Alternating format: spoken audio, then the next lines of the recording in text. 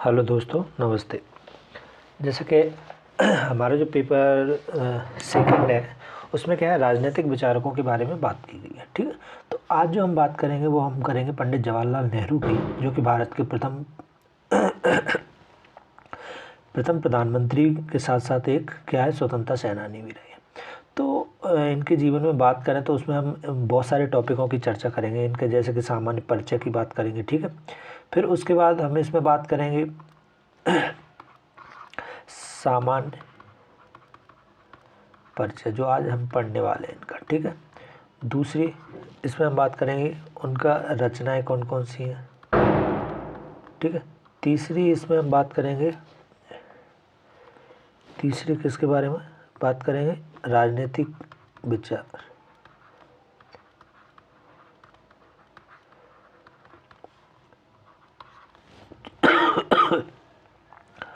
चौथा अंतर्राष्ट्रीयवाद।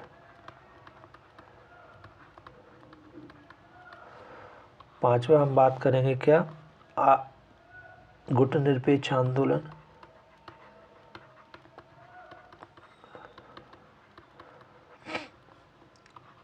छठवा उनके आर्थिक विचारों के साथ बात करेंगे। फिर उनके समाजवाद पे क्या विचार थे। ठीक है, समाजवाद और पूर्ण स्वराज। ठीक है, तो इस तरीके से कुछ आज हमारे टॉपिक रहेंगे जिन पे हम आज डिस्कशन करेंगे। ठीक है, तो सबसे पहले हम एक सामान्य परिचय की बात जाने। अब सबसे पहले हम बात करते हैं परिचय की। परिचय, जवाहरलाल नेहरू का जन्म कहाँ पे होता है, 14 नवंबर 1889 में इलाहाबाद में होता है। इनके माता और पिता दोनों कहाँ से, कश्मीरी पंडित थे। कहाँ पे, कश्मीरी पंडित। ठीक है, इनका जो निधन है 27 मई 1966 को कहाँ पर, नई दिल्ली में होता है। और समाधि स्थल कहाँ पर है, शांतिवन। समाधि स्थल को क्या बोला जाता है, इनके शांतिवन बोला जाता है। पिता का नाम क्या है, मोतीलाल नेहरू, और जो माता का नाम है वो है स्वरूप रानी नेहरू। पत्नी कमला नेहरू है और भारत के प्रथम प्रधानमंत्री भी थे। 15 अगस्त 1947 से लेके 17 मई 1964 तक ये भारत के प्रधानमंत्री का पद संभाला। ठीक है, इसके अलावा इनकी कई रचनाएं हैं। उनमें सबसे पहले आती है कौन सी, जैसे सबसे पहले किताब आती है डिस्कवरी ऑफ इंडिया। ठीक है, जो इन्होंने अपनी कहाँ पे लिखी, जेल में लिखी थी। कहाँ पे, यरवदा की जेल में जो कि महाराष्ट्र में अहमदनगर जेल में जब ये रहे उस समय ये किताब इनके द्वारा लिखी गई थी। ठीक है, इस किताब में इन्होंने क्या क्या बताया। इस किताब में भारत की जो समृद्ध सांस्कृतिक विरासत है उसका वर्णन किया गया, भारत के इतिहास का वर्णन किया गया, जो हड़प्पा सभ्यता से लेके और जो आधुनिक समय तक भारत का इसमें पूर्णतः वर्णन किया गया था। तो इस किताब में नेहरू जी क्या बताते हैं, इंडस वैली सिविलाइजेशन के बारे में, जो हड़प्पा सभ्यता है, संस्कृति, उसके बारे में वर्णन करते हैं। फिर इसमें बताते हैं कि आर्य किस तरीके से भारत में आए, उसका वर्णन है। फिर उसके बाद जैसे व्हाट इज़ हिंदुज़म, हिंदुज़म क्या है उसकी बात करेंगे। ठीक है, भारत माता क्या है। तो ऐसे बहुत, द सर्च ऑफ इंडिया, ऐसे कई चैप्टर हैं जो बहुत बड़ी किताब है। Thoughts of age. ठीक है, उन्होंने अपनी जेल के बारे में बताया, साउथ इंडिया के बारे में बताया, इंडियाज़ आर्ग्यू टू फ्रीडम, किस तरीके से भारत ने स्वतंत्रता के लिए लड़ाई लड़ी, इंडिया एंड ईरान, मतलब बहुत तरीके से डिस्कवरी ऑफ इंडिया, जो होलिस्टिक अप्रोच है, किस तरीके से भारत का मतलब जो एंशिएंट टाइम पे भारत का विदेशों के साथ जो व्यापार चलता था उसके बारे में वर्णन किया गया। तो ये बहुत होलिस्टिक किताब थी जिसमें बहुत डीपली सब चीज़ों के बारे में बताया गया। अब यहाँ से क्या है, कई बार 3 नंबर में ये क्वेश्चन पूछ लेते हैं 3 मार्क्स में, जैसे किसी भी राइटर की किताब दे देंगे, फिर उसमें पूछेंगे कि आपको तो 2-3 पॉइंट आपको ऐसा मतलब पता होना चाहिए कि आप लिख सको। ठीक है, तो जो डिस्कवरी ऑफ इंडिया है उसमें नेहरू जी किस किस की बात करते हैं, जो इंडिया की पूरी मतलब एंशिएंट से लेके मॉडर्न टाइम तक की जो भी अप्रोच है और किस तरीके से डेवलपमेंट हुआ वो सब इसमें। फिर उसके बाद दूसरी किताब सॉरी फिर उसके बाद जो दूसरी प्रमुख किताब है वो है विश्व इतिहास की झलक। इसमें नेहरू जी क्या बात करते हैं, इसमें जो मेनली बात की गई है वो क्या है, 1930 से 1933 के मध्य जो ब्रिटिश भारत है उसके बारे में बात की गई है। ठीक है, तो जो विश्व इतिहास की झलक है उसमें कई क्या है, इंदिरा गांधी के नाम से कई प्रमुख पत्र लिखे गए, उनके बारे में बात है। ठीक है, फिर उसके बाद जैसे कि जो उसके बाद इसमें जैसे बहुत सारी जो एंशियंट में जो हिस्ट्री थी उससे रिलेटेड कई टॉपिक कवर किए गए, ठीक है। तो जैसे कि ग्रीक सिटी स्टेट हो गया, तुम्हारा the empire of western Asia हो गया, ठीक है, मौर्य एम्पायर की बात की गई, मतलब बहुत सारे जो होलिस्टिक एंशियंट टाइम पे जितने भी हिस्ट्री की जो मेन थीम थी उन सबको इसमें बताया गया, ठीक है। फिर उसके बाद जो अगली किताब है पिता के पुत्री के नाम, इसमें क्या था, इन्होंने जो इंदिरा गांधी के नाम जेल के समय पे इंदिरा गांधी के लिए बहुत सारे पत्र लिखे, उनका संकलन है, ठीक है। फिर एक किताब है द ऑटोबायोग्राफी, ठीक है। फिर अब उसके बाद हम बात करते हैं राजनीतिक विचार, उनके राजनीति के मतलब राजनीति के क्षेत्र में उनके क्या क्या विचार थे उनके बारे में हम बात करते हैं। तो देखो राजनीतिक विचारों की बात करें तो सबसे पहले तो वो लोकतंत्र के प्रबल समर्थक थे, ठीक है। क्या है, देखो लोकतंत्र में क्या है, लोकतंत्र के प्रबल समर्थक इसलिए कहा जा सकता है कि जो आज़ादी के बाद इन्होंने सफलतापूर्वक निर्वाचन व भाषाई आधार पर राज्यों का पुनर्गठन। अब देखो मतलब जो आज़ादी मिली उस समय जो देश की परिस्थिति थी उस समय लोकतंत्र को बचाना एक बहुत टिपिकल टास्क था, क्योंकि देखो छोटी छोटी रियासतें थीं, राजा रजवाड़े थे, तो इन सब के बीच में उन्होंने अपने आप को क्या है ना देश को स्थिर किया, बल्कि एक क्या है लोकतंत्र को मजबूत किया, ठीक है। उसके अलावा जो भाषाई आधार पर राज्यों को बांटने जाने की जो मांग थी उसको पूर्ण सिरे से उन्होंने क्या किया, खारिज किया, ठीक है। उसके अलावा स्वतंत्रता, निष्पक्षता और आर्थिक व राजनीतिक समानता का उन्होंने क्या किया, समर्थन किया। क्या देखो प्रमाण क्या है, सबसे बड़ा प्रमाण ये है कि आज़ादी के बाद जो सफलतम निर्वाचन प्रणाली स्थापित की,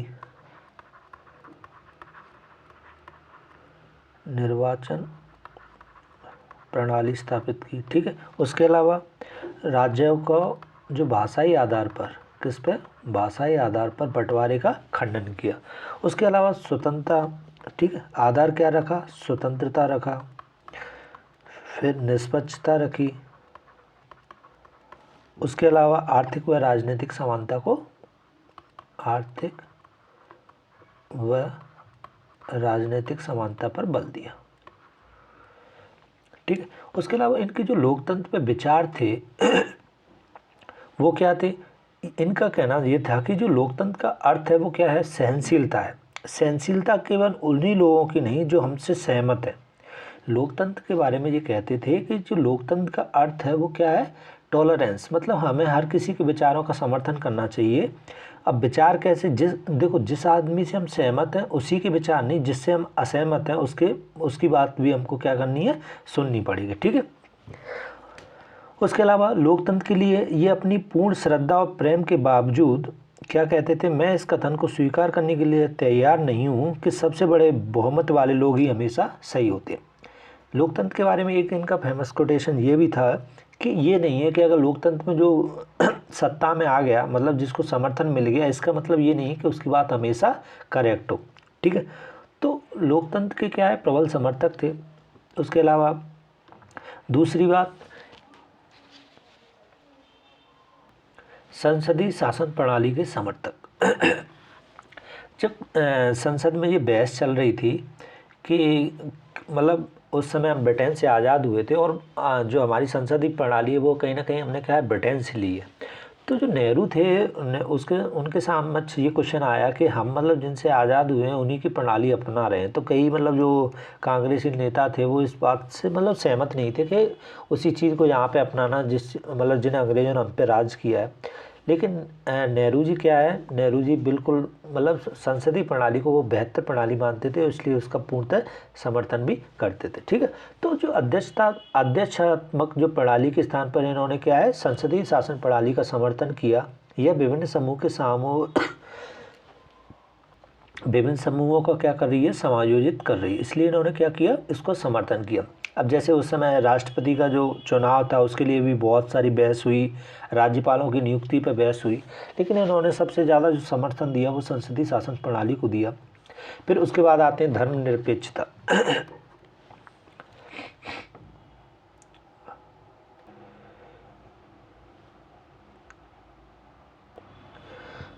देखो नेहरू जितना विजनरी लीडर शायद ही अभी तक के मतलब भारतीय इतिहास में कोई हुआ हो। उसका रीज़न ये है कि जो भारत आज़ाद हुआ उसके अलावा धार्मिक आधार पर दो देशों का बंटवारा होता है।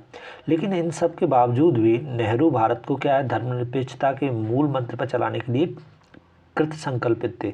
उनका रीज़न ये था कि जो नेहरू की कहीं ना कहीं शिक्षा थी वो ब्रिटेन में होती है, तो जो इनका दृष्टिकोण है वो कैसा होता है, वैज्ञानिक दृष्टिकोण वाले व्यक्ति थे। उसके अलावा वे धर्मों के आधार पर राज्यों के निर्माण के खिलाफ थे। वो संकीर्ण विचारधारा के पूर्णतः खिलाफ थे। अपने पूरे जीवन भर उन्होंने एक ही जो उनका मूल मंत्र था वो था भारत का विकास और भारत को नई ऊंचाइयों पर पहुंचाना। ठीक है, तो जो धार्मिकता और कट्टरता थी उसके कहीं ना कहीं वो बहुत खिलाफ थे। तो राज्यों को जो धार्मिक रूप से तटस्थ रखते हुए सभी धर्मों को समानता और स्वतंत्रता मिलनी चाहिए, इस बात का उन्होंने पुरजोर समर्थन किया। धर्म के लिए उन्होंने कहा था, जो मतलब धर्म के नाम पे जितने भी, जैसे हिंदू धर्म के रक्षक हो या मुस्लिम धर्म के रक्षक हो या कोई भी हो, हिंदू धर्म के रक्षक होने का दावा करने वाले सांप्रदायिक संगठन उसी रास्ते पर चल रहे हैं जिसका अनुसरण कौन कर रहा है, मुस्लिम लीग कर रही है। इसके कारण अंततः देश का विभाजन हुआ और भारत में इन जो संगठनों की गतिविधियां मुस्लिम लीग की तरह हैं और यह क्या है, हर दृष्टि से भारत के लिए खतरनाक है। मतलब एक कट्टरवादी सोच और विचारधारा के उन्होंने हमेशा क्या किया, विरोध किया। वो ये मानते थे कि देखो, जो मुस्लिम लीग कर रही है जिसकी वजह से देश बंटवारा हुआ, आज वही भारत में बहुत सारे कट्टरपंथी धर्म कर रहे हैं, धार्मिक संगठन कर रहे हैं। तो कहीं ना कहीं ये क्या है, ये देश के बंटवारे की ओर या देश के लिए ये सब चीज़ें क्या है, दृष्टिकोण हानिकारक, इस चीज़ को वो मानते थे।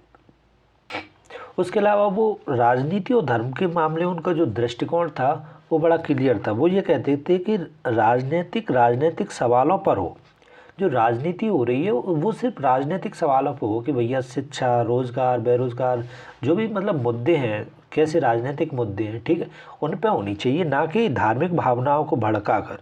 ठीक है, इससे देश का भला नहीं होगा। वो ये चीज़ मानते थे कि धर्म और राजनीति को कहीं ना कहीं एक तरीके तटस्थ रहना चाहिए, क्योंकि राजनीति में अगर धर्म इन्वॉल्व होता है तो ये क्या है, इससे देश का क्या नहीं होगा, भला नहीं होगा। ठीक है, उसके अलावा राष्ट्रवाद और एक और धर्म के बारे में वो जो प्रमुखता कहते थे कि राजनीतिक मामलों में धर्म का स्थान किसने ले लिया है, आज की डेट में सांप्रदायिकता ने ले लिया है, जो मानसिक रूप से अपना आधार किसी धार्मिक वर्ग को बनाता है। क्या करता है, जो सांप्रदायिकतावाद है वो क्या करता है कि जो मानसिक रूप से अपना आधार किसी धार्मिक वर्ग को बनाता है, किंतु वास्तव में जो उसकी दिलचस्पी होती है वो क्या होती है, राजनीतिक सत्ता हथियाने की होती है।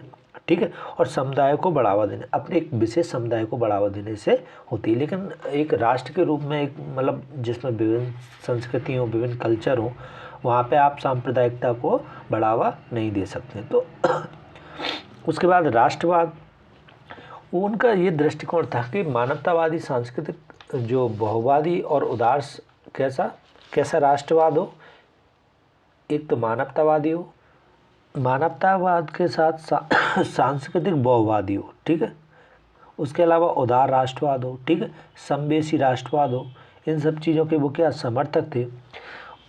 एक उसके अलावा राष्ट्रवाद वास्तव में जो मानते थे वो क्या मानते थे, प्रगतिशील प्रयास है एवं अनुभवों की क्या है, सामूहिक स्मृति होती है। ठीक है, राष्ट्रवाद व्यक्ति की जो प्रकृति में निहित है, क्या है, देश के निष्ठा और क्या करना, निष्ठा का भाव मानव में गुण संयोजित करना। ठीक है, और उसके अलावा जो उग्र राष्ट्रवाद है, ठीक है, जो मनुष्य के हृदय को संकीर्ण बनाता है, उस राष्ट्रवाद के वो क्या थे, खिलाफ थे। उन्होंने जो अपनी आत्मकथा लिखी थी उसमें एक बात बोली थी, राष्ट्रवाद एक क्या है सॉरी, अपनी आत्मकथा में वो कहते हैं कि राष्ट्रवाद एक विरोधाभास है जो अन्य राष्ट्रीय समूह के विरुद्ध क्या करता है, घृणा और क्रोध पर पोषित और पल्लवित होता है। ठीक है, इसलिए जो नेहरू का राष्ट्रवाद है वो कट्टर राष्ट्रवाद के खिलाफ है। ठीक है, तो जो नेहरू का राष्ट्रवाद है वो यूरोप के फांसीवाद और राष्ट्रवाद से पूर्णतः पृथक था। ठीक है, भारतीय राष्ट्रवाद जो था वो स्वतंत्रता प्राप्ति की लहर से जन्म हुआ था, इसलिए ये कैसा था, मानवतावादी था। ठीक है, इसमें आक्रामकता नहीं थी, तीव्र राष्ट्रवाद नहीं था। तो क्या है, नेहरू कैसे थे, तीव्र राष्ट्रवाद और आक्रामक राष्ट्रवाद के कैसे थे, खिलाफ थे। ठीक है, वो उनका जो विशेष जोर था वो मानवता पर था। ठीक है,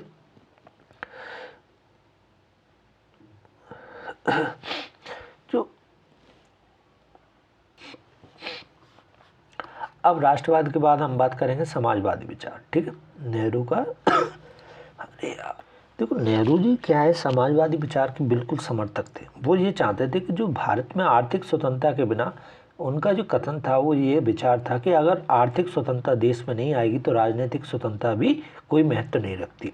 उनका समाजवाद रूसी समाजवाद की तरह नहीं था। ठीक है, ये समाजवाद कैसा था कि देश में नियोजित विकास हो, मिश्रित अर्थव्यवस्था को बढ़ावा मिले, तीव्र विकास हेतु वो क्या है औद्योगिक विकास को बढ़ावा देते हैं।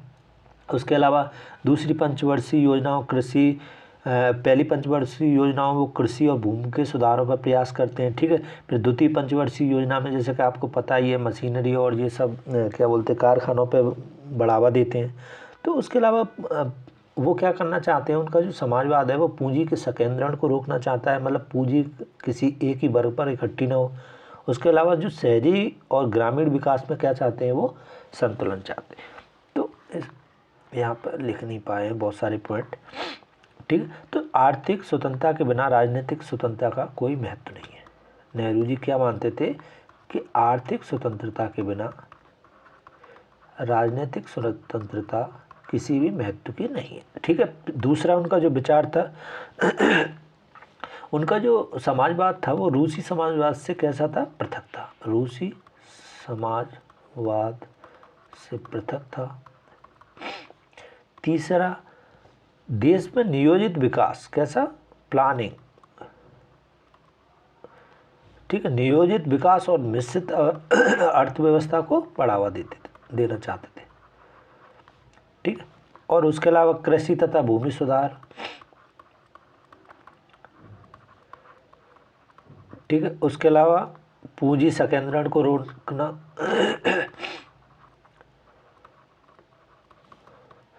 शहरी और ग्रामीण विकास में क्या करना, संतुलन पैदा करना। ठीक है, तो ये उनके क्या है समाजवाद के मुख्य बिंदु थे। फिर उसके बाद आ जाएंगे व्यक्तिगत स्वतंत्रता और समानता और स्वतंत्रता।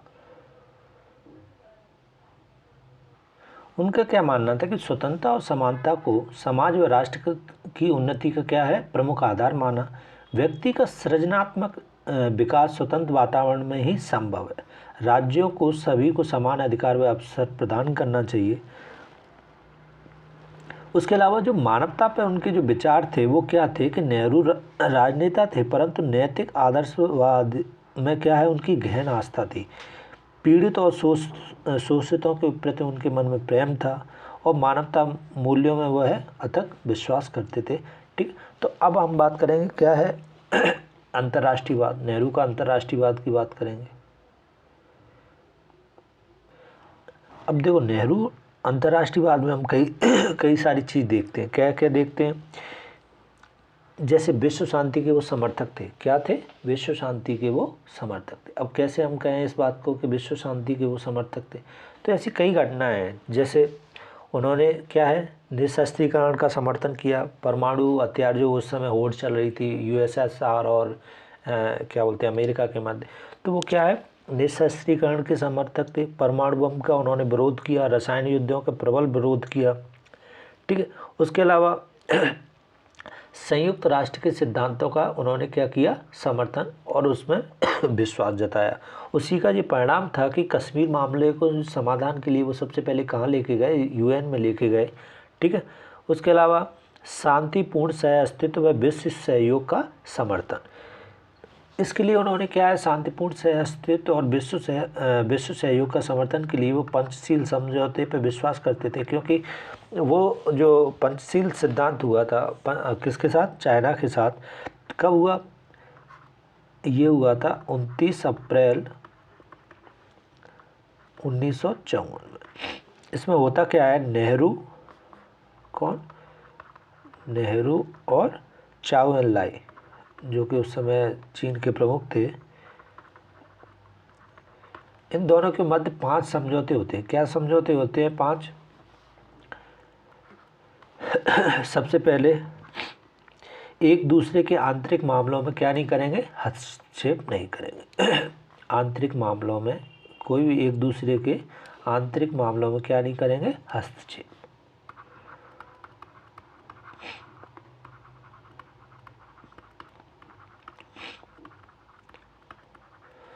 फिर उसके अलावा दूसरा, एक दूसरे पर आक्रमण नहीं करेंगे,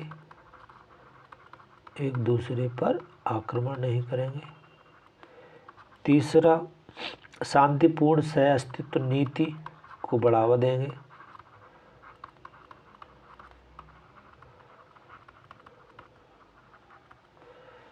चौथा, परस्पर सहयोग एवं लाभ को बढ़ाएंगे।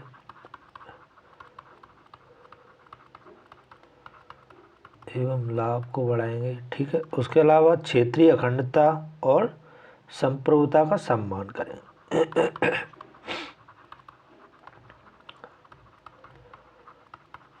और संप्रभुता का सम्मान करें। तो ये पंचशील सिद्धांत पूछा जा सकता है यहाँ पे, तो आप ये पॉइंट याद रखना, ठीक है। फिर उसके बाद हम बात करेंगे क्या, गुटनिरपेक्ष आंदोलन के प्रणेता। अब गुटनिरपेक्ष आंदोलन क्या है, ये 120 विकासशील देशों का एक संगठन था, जो कि उस समय क्या है, पावर वार चल रही थी किसके, यूएसएसआर के मध्य और अमेरिका के मध्य। क्या, या तो आप मतलब यूएसएसआर के साथ हुई है या फिर आप क्या करिए, अमेरिका के साथ हुई है। तो उस समय नेहरू ने क्या किया कि नेहरू ने किसी के साथ ना रह के गुटनिरपेक्ष आंदोलन बनाया, और उसमें क्या है, उन्होंने मतलब उन्होंने किसी के साथ नहीं, मतलब हम किसी के सपोर्ट में नहीं है, और इस तरीके से उन्होंने एक नीति बनाई, ठीक है। ये कब कहाँ पे स्थापना हुई, 1 सितंबर 1961 को बेलग्रेड में। इसके जो संस्थापक सदस्यों में जवाहरलाल नेहरू का नाम आता है, सोनार्नो जो कि इंडोनेशिया के राष्ट्रपति थे, उसके अलावा जोसेफ टीटो जो कि यूरोस्लोविया के क्या थे, राष्ट्रपति थे। अब जो गुटनिरपेक्ष आंदोलन था, इसका जो विशेषताएं क्या थी, इसका आधार 1955 का जो बार्डुम सम्मेलन था, जिसमें इसकी आधारशिला पर क्या होती है, चर्चा होती है। उद्देश्य क्या रहता है कि सदस्य राष्ट्रों को जो साम्राज्यवाद और उपनिवेशवाद एवं सैन्य हस्तक्षेप और विदेशी आक्रमण आदि चीज़ों से क्या करना है, बचाना। अब हम बात करते हैं पंडित नेहरू के समाजवाद पर।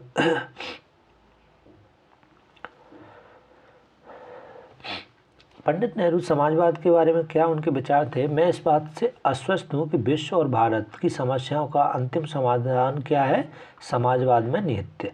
लेकिन वो जो यूएसएसआर का या रूस का जो समाजवाद था, उसके समर्थक नहीं थे, ठीक है। इनका समाजवाद कैसा था कि मिश्रित समाजवाद था, जिसमें वो किस चीज़ पे बल देना चाह रहे थे, जिसमें मिश्रित अर्थव्यवस्था को बढ़ावा देने के साथ साथ औद्योगिकरण को बढ़ावा दे रहे थे। भूमि का सकेंद्र मतलब पूंजी का जो क्या है, सकेंद्रण को रोकना चाह रहे थे। उसके अलावा वो क्या करना चाह रहे थे, कृषि तथा भूमि में सुधार लाना चाह रहे थे। तो जो जवाहरलाल नेहरू क्या थे, एक लोकतांत्रिक समाजवादी थे, ठीक है, जिनमें समाजवाद की बहुत सारी विशेषताएं, जैसे कि समाजवाद की आर्थिक व वैज्ञानिक आयामों का समर्थन करना, ठीक है। उसके अलावा वो क्या है, समाजवाद से प्रभावित थे। जो समाजवाद के क्रांतिकारी अतिवादी स्वरूप के स्थान पर कैसा हो, सुधारवादी हो, ठीक है, जिसका लोकतांत्रिक स्वरूप हो। उसके अलावा अधिनायकवाद के स्थान पर वो कैसा चाहते थे, सामाजिक नियंत्रण चाहते थे। जैसे कि आज हम देख रहे हैं, मतलब अधिनायकवाद के वो खिलाफ थे। जिस तरीके से क्या बोलते हैं, एडोल्फ हिटलर को उस समय कैसे प्रदर्शित किया गया, एक अधिनायकवाद मतलब अधिनायक बनाया गया। तो इस चीज़ की क्या थे, वो खिलाफ थे। वो चाहते थे कि कैसा हो, पावर में सामाजिक नियंत्रण हो। उसके अलावा ना किसी उद्यम का विरोध हो, और मतलब कोई उद्यम अगर स्थापित करना चाहता है देश में, तो उसका क्या करते थे, वो समर्थन करते। उसके अलावा उत्पादन के जो अधिकांश साधनों का राज्य के स्वामित्व का समर्थन करते थे। उसके अलावा हालांकि मिश्रित अर्थव्यवस्था के बहुत निजी व्यक्तियों को भी अधिकार देने के समर्थक थे। मिश्रित अर्थव्यवस्था, श्रम सुधार, ठीक है। उसके अलावा बृहत स्तरीय सरकारी औद्योगिकरण नियोजन हेतु वो क्या करते हैं, 5 वर्षीय योजनाएं लेके आते हैं। उसके अलावा उनका एक समाजवाद पर एक बहुत फेमस कोटेशन था, वो ये था कि मैं एक समाजवादी हूँ और गणतंत्रवादी हूँ। मतलब मैं क्या है, एक समाजवादी हूँ और एक गणतंत्रवादी हूँ। मुझे राजाओं और राजकुमारों में क्या है, बिल्कुल विश्वास नहीं है, ठीक है। अब उसके बाद हम बात करेंगे क्या, उनके आर्थिक सुधारों के बारे में। आर्थिक सुधारों में हम क्या देखते हैं, तीव्र औद्योगिकरण के समर्थक, मतलब वो क्या है, सोवियत संघ की तरह बृहत स्तर के राज्य नियंत्रित उद्योगों की क्या करना चाहते हैं, स्थापना करना चाहते हैं। ये चीज़ हम कहाँ पे देखते हैं, द्वितीय पंचवर्षीय योजना में देखते हैं कि बहुत सारे जैसे कि भाखड़ा नागल बांध हो, ठीक है। उसके अलावा 1964 में मतलब औद्योगिकरण के क्षेत्र में उनके बहुत सारे ऐसे काम थे जिससे मतलब ये बात कह सकते हैं, जैसे कि सबसे पहले भाखड़ा नागल बांध, उन्होंने क्या है, बांधों को क्या बोला था, आधुनिक भारत का मंदिर भी बोला था। उसके अलावा 1964 में, पीछे से चलता हूँ, 1964 में वेल की स्थापना कराते हैं, ठीक है। 1962 में इसरो की स्थापना करवाते हैं, ठीक है। उसके अलावा 1961 में IIM, 1958 में क्या है, DRDO, ठीक है। उसके अलावा 1955 में वेल,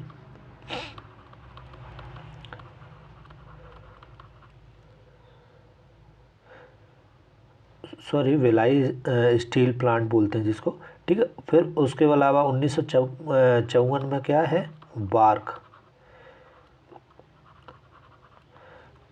उसके अलावा 1954 में वो सेल की स्थापना करवाते हैं, steel authority of India limited, ठीक है। 1952 में किसकी, एम्स की स्थापना करवाते हैं, ठीक है। उसके अलावा 1951 में IIT की स्थापना करवाते हैं, ठीक है।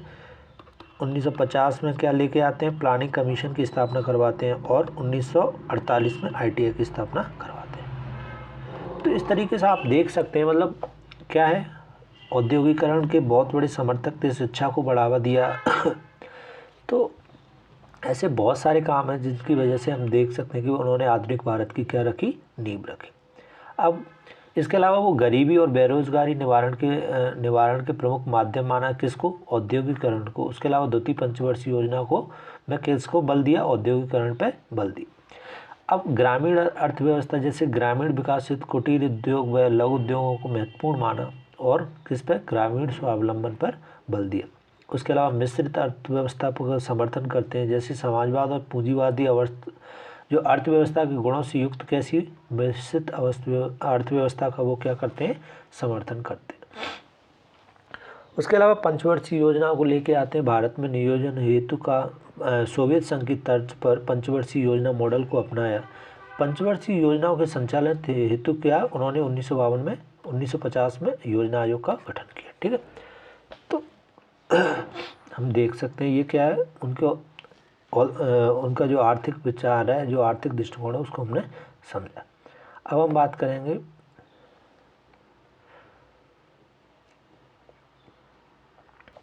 राष्ट्रीय आंदोलन में भूमिका समझते हैं। देखो नेहरू जी का जो राष्ट्रीय आंदोलन में वो योगदान सबको पता है। जवाहरलाल नेहरू स्वतंत्रता संग्राम में एक बहुत महत्वपूर्ण रोल अदा करते हैं। सबसे पहले वो क्या है, 1916 में होम रूल लीग जो मूवमेंट स्टार्ट होता है उसमें शामिल होते हैं, ठीक है।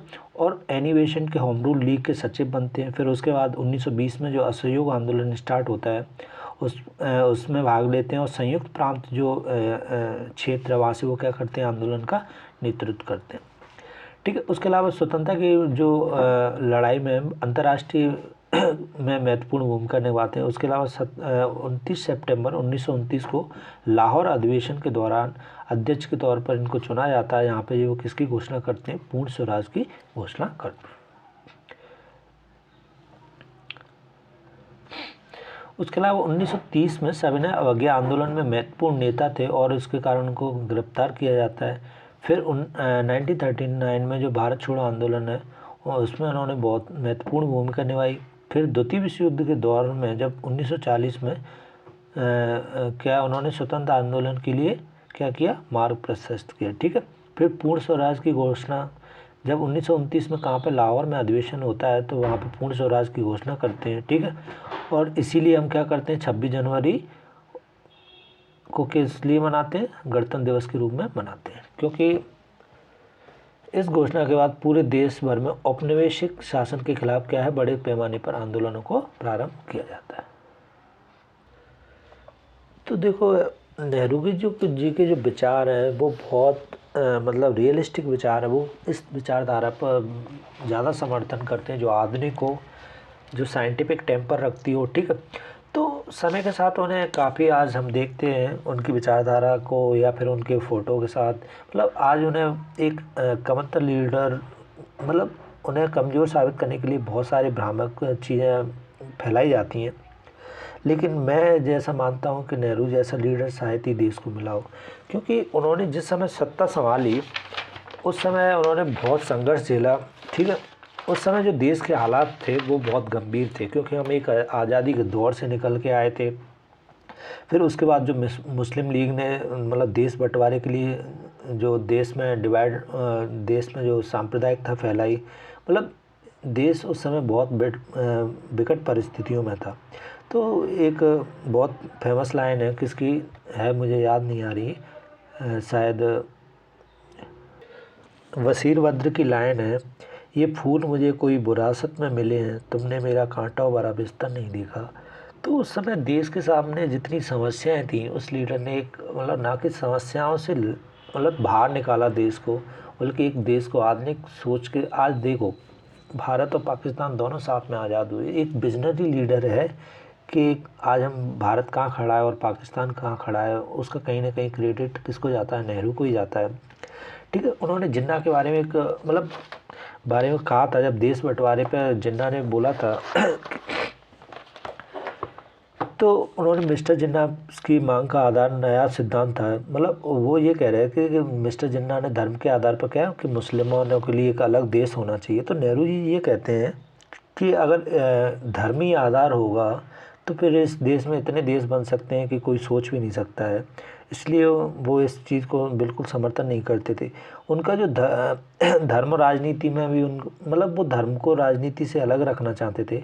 उसका रीज़न ये था कि कोई भी पार्टी हो, कोई भी विचारधारा हो, कोई धार्मिक संप्रदाय हो, सबका जो मेन मोटिव होता है वो सत्ता हथियाना होता है। ठीक है, तो वो क्या करते हैं, जो धार्मिक या कट्टरवाद वाली विचारधारा वाले लोग होते हैं वो सिर्फ राजनीतिक शक्ति हत्या के वो क्या करते हैं, सिर्फ एक संकीर्ण जो सांप्रदायिक है या मतलब जो संप्रदाय के लोग हैं उन तक ही उनका जो विकास है वो सीमित रहता है।